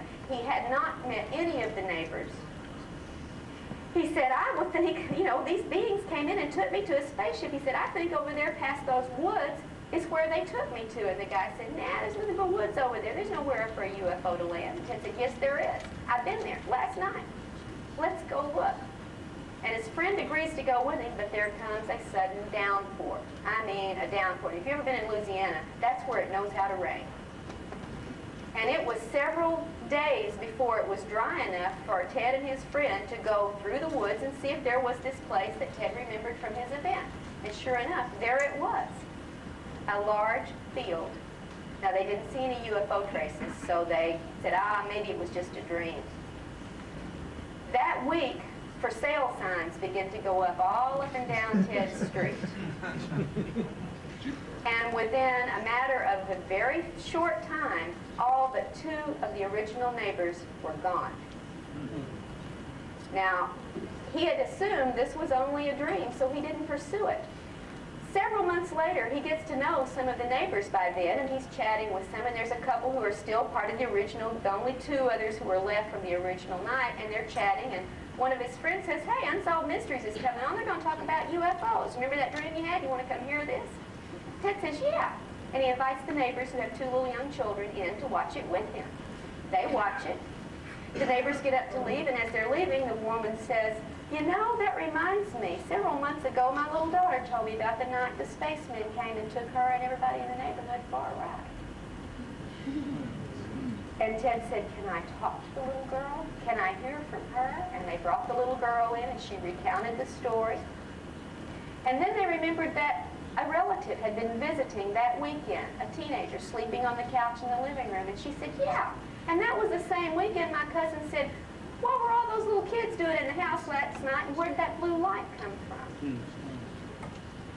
So began the investigation into Ted's non-spiritual, non-spirit guide abduction events. And what came out of this investigation that has gone on now for over 2 years will literally blow the top off of the metaphysical view of the alien agenda.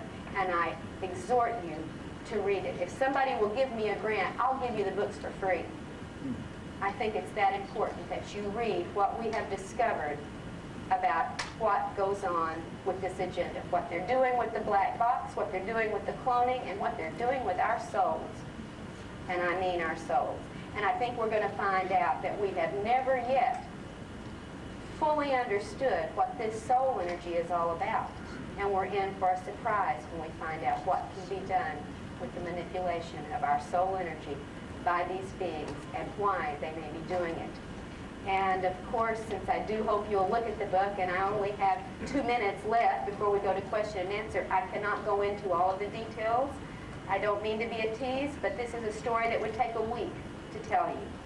But I'll tell you, it starts with one of the New Age prime stars and takes you on a journey that's going to turn you 180 degrees around on what you think is going on with these spirits, these aliens, and this masquerade of angels that so many of us, with our good hearts and our good love, have accepted at face value. And my message to you is nothing at face value. They can deceive, they can use illusion, they can control how you respond, what you see, what you feel, and what you remember. And if you're going to take any of it at face value, I got a bridge I want to sell you. And I thank you, and I'll be happy to take questions and answers at this point.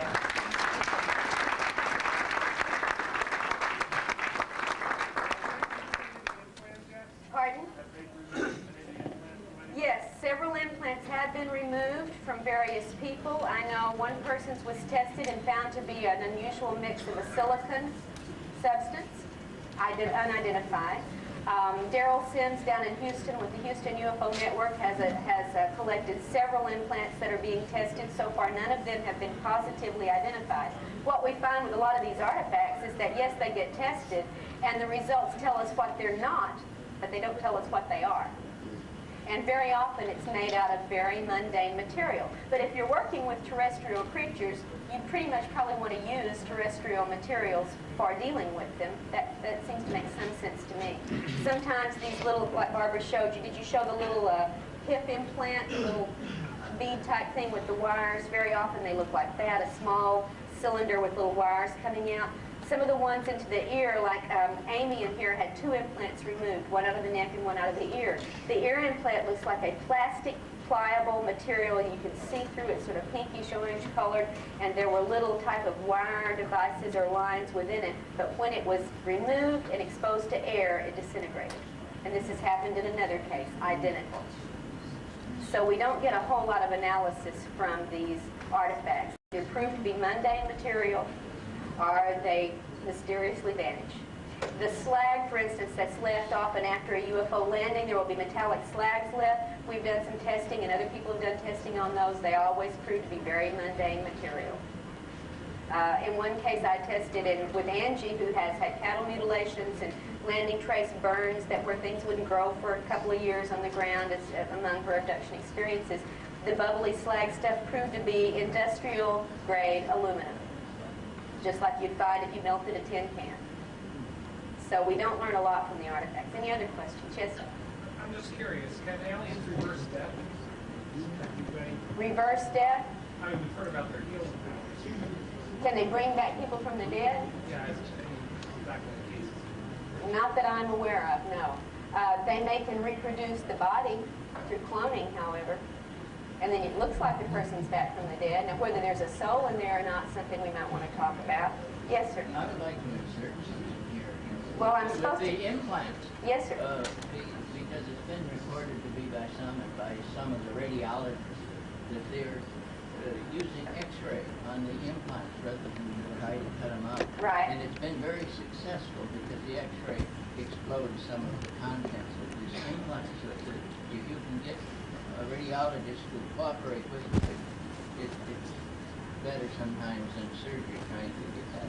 Well, yeah, surgery. So I thought I would like to report that while we're on this. Right. We know of some people who have implants like so close to the optic nerve that they can't be removed without blinding the person. Sometimes in inoperable parts of the brain, they show up on an MRI or other kinds of scans, but they're in places you can't get to without killing the person. Sometimes they are removable in other parts of the body, but even when we get them out, we don't know what they do. Analysis doesn't tell us. So it's sort of a moot question at this point. What are the implants doing? Yes, ma'am. In the 50s, probably about 56, my sister and I were mesmerized by this movie. It was basically an implant. This little boy sees this bright light from the window, and it really seems to found in the whole neighborhood. Right.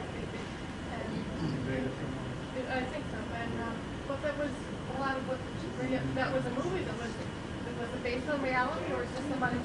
Well, implanting was going on before the movie, so maybe it was based on reports. that are based on information that the public needed to know about in a very non-threatening way, so they put it into a fictionalized account. That's often been done with they put it in movies, they put it in advertising. Anybody remember the last few months, the stovetop stuffing commercial? Yeah. Two little boys are sitting out on the steps, and one of them says, "I wonder why moms quit making stovetop stuffing for dinner anymore." And the other kid says, "Maybe she was abducted by aliens and replaced with a mom look-alike." And then they go into dinner, and mother says, "We've got stovetop stuffing for dinner," and the little boy says, "Mom, you're back." She smiles evilly and says, "What did you expect, an alien?" Yeah, we get the information out in a number of non-threatening ways. Yes, sir. Dr. Turner, do you think that if the government, because of their involvement with UFOs, maybe if they had let the general public know as early as 1947 after the Roswell crash, that maybe the public that might be more prepared or, prone to believing? Certainly that seems logical to me, to prepare people early for something that important, but the government's never been logical in its life. Right. Their idea is you keep a lid on it till you have control of it, and unfortunately they couldn't get control on it. So we're left with the lid, and the lid is a whole lot looser and a whole lot heavier now than it used to be. I think one of the things we have to really work on, since they're not going to do it directly, is us educating each other. What can people do about this phenomenon? The first thing they can do is wake up and do their homework. Read the material that's out there. Connect with the people who are doing the research and having the experiences. Educate yourself first. Educate your family second, and then take it to the streets and educate your community, because you cannot go and demand official recognition or response or action until there is an outcry at a strong enough level that these people are scared enough for their jobs that they're going to respond to you. Just like in any other political situation, if you want action, you've got to bring pressure, and you can't bring pressure till you've got information. Yes, sir. Is that going to make a difference, though? Is that going to stop anything, make any changes? We don't know. We don't know, but by golly, we got to try everything we can. And I think one of the things we could try on the individual level is to raise our awareness through education to a point where we internalize a strong and constant and steady resistance to all things negative. And you got to recognize something's negative before you get that resistance. All right? So that's where you start. You educate yourself to the facts, and then you decide which ones you want to support and which ones you want to resist, and you make that internal. And you say, "But I can't resist. They paralyze me when they come in and take me." Yes, they do, but they don't paralyze your mind. And if you can work to have a constant, vigilant, resistant awareness, you can blast them. We have had people who have hurt them by imagining a bomb going off in their faces. They can't move, but they can think a bomb exploding in their faces. We also need to learn to fight in our dreams, because much of the contact they do is internal, and it happens during our dream phase when they come in and give us virtual reality dreams. Start fighting in the dream. That's where we start, is with resistance, and that's right now all we got to offer. But we need a response from our government. If we've collected in the private community this much information, my God, think of how much information the governments of this planet have collected with their equipment and their surveillance. And this, above all, is where we need to share an effort. Yes, sir? Have you noticed a pattern of compulsive disorders? Absolutely. The compulsions and obsessions reported by abductees are phenomenally common and phenomenally illogical. Yes, and this seems to be one of those after effects, as much as the sexual dysfunction or the sleep disorder or any of the rest of it. Yes, compulsions that elicit certain very strong, damaging emotions, and there is at least one group of these beings who literally harvest the emotional energy. Barbara has called them emotional vampires. I think it's a good term. And they will do what it takes to elicit that kind of emotion in your life so they can feed off of it, or they can harvest it. And one of the things we have to learn to do is recognize how they manipulate us so we don't do it. We don't want to give them that. The one emotion they do not like from us is anger directed at them. That's the one they don't want. That's the one we should give them. Yeah. Isn't it the fact that the government is working with them? Well, we get report after report of government and human, military, research, scientists, and so on working in facilities with aliens. But we don't know if they're working voluntarily or if they're under coercion. Right. We don't know because we're not let in on what the government already knows. If they're working with them and cooperating with them, why in the heck are they taking all these abductees and asking us what we know about it? Right. You don't have to ask what your allies are doing. They're your allies. So we don't know what that's... I'm just telling you what people report. And the number one thing you've got to always remember is that abductees report alien-controlled information because our perceptions are under control. We've got to not take it at face value. There are ways, through hypnosis and through other methods, where you can probe under these screens, under these illusions. But it's not easy, and it takes a lot of work, and it takes some expertise. So we don't know if they're under coercion to do it, if it's voluntary. But yes, it is reported very frequently. Yes, sir. I was wondering, are there many instances where abductees actually don't know whether they were abducted or not, but have had dreams? Yes, where there they are. They feel that something strange is happening. Yes. They don't quite know what it is, don't know how to explain it. Absolutely. In fact, most abductees have had it since childhood. Sometimes it only starts to surface through dreams. It stays suppressed until it's triggered. But when it starts to come up, much more information normally follows that, and often it will start in the dream state because that's where our subconscious is trying its best to talk to us. Yeah. Yes, sir. Yeah, you mentioned something about the black helicopters, black unmarked helicopters. Right. I had read that as early as '84 about the black helicopters that seem to be tailing UFO abductees and UFO researchers that had gotten too close to the truth. And I remember seeing something on hard copy. They were talking about the Escamilla family in Roswell. It's a hotbed of UFO activity. You can go on and see UFOs every day there. Basically, they're capturing on videotape. At one point, you see a black helicopter, and it instantly transmutes into a silver disc.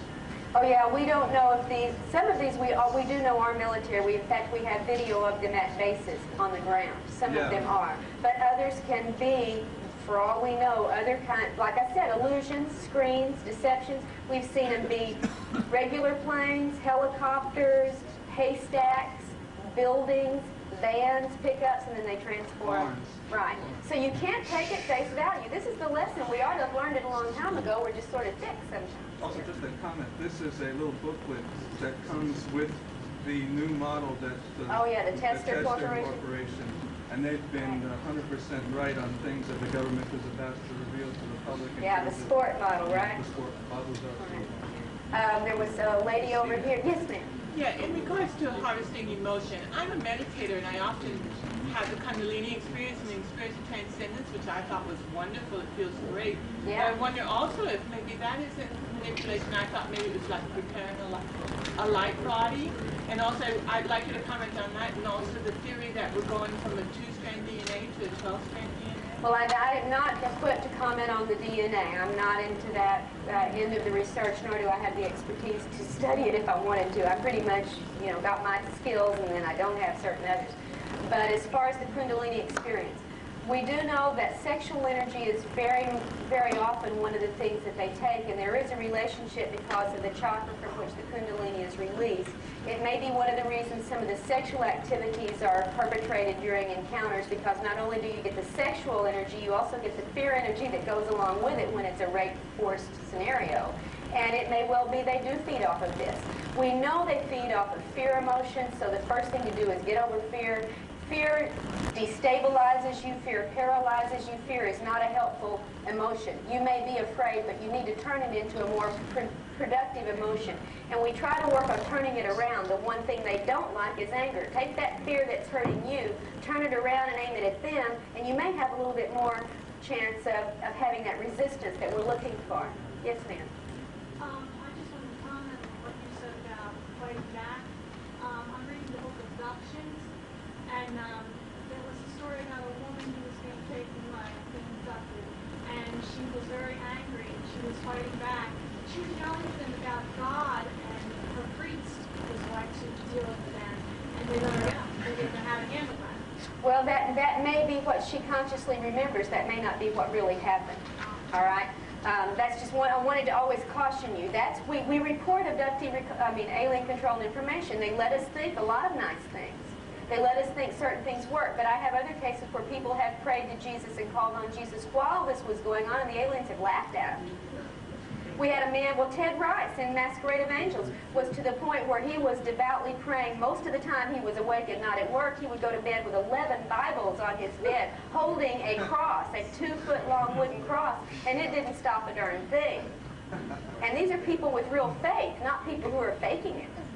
I'm trying to get everybody a chance. Yes, sir. Yeah, I want to not discredit, because I enjoyed listening to both you and Barbara, and thank you for coming, and I believe everything that you have to say. Well, I'm not asking you to believe it, I just glad you listen. It's a personal thing or whatever, but I'm hoping tomorrow or somewhere along the lines, because the only abductees I've ever met have been real positive experiences. I'm living with one of them. Right. And I believe, as well as in the United States, I could walk out and somebody will stab me in the back, as well as somebody will come up and give me a hug. Where there are extraterrestrials that will come down and give me a hug, and there will be other ones that will come down. Okay, I would like to, I think that's an excellent comment, and I'd like to respond to it. First off, we don't know that they're extraterrestrials. Let's be clear on that. We don't know where they come from. They could be Earth creatures. We don't know. They could be parallel dimensional creatures. We're assuming extraterrestrial, but we don't know it. There's no way to test it. Secondly, most abductees have both positive and negative feeling experiences. Thirdly, most abductees only remember part of what happens to them, and sometimes have no memory at all of events, so that they may only be allowed to remember the things that will give good PR for their particular group. Fourth, there really are good forces at work in this universe. Many of us had experiences that prove there is a positive force trying to help us. But the rule of thumb I think we can use until we have proof otherwise is that yes, good forces may intervene, yes, good forces may prod us in the right direction and give us information, but good forces do not abduct. That is a contradiction in terms. All right?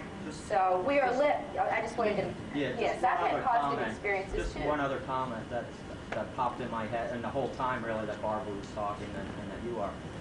I haven't heard anything that either of you have said that isn't what we are doing, either to ourselves or to animals or anything, it seems weird, or a hypocrisy, not saying that you or I or whatever. Right, you mean the human but, race. Yeah, the human race as a whole. I mean, we're giving a pretty good, clear picture to somebody looking at it. Oh, these guys must like cutting each other up, and let's we go also down and have a pull great an arm deal of off and see what happens. hypocrisy on the part of the aliens, too, by the way. Let's not forget that. So maybe that we are kin more than we think.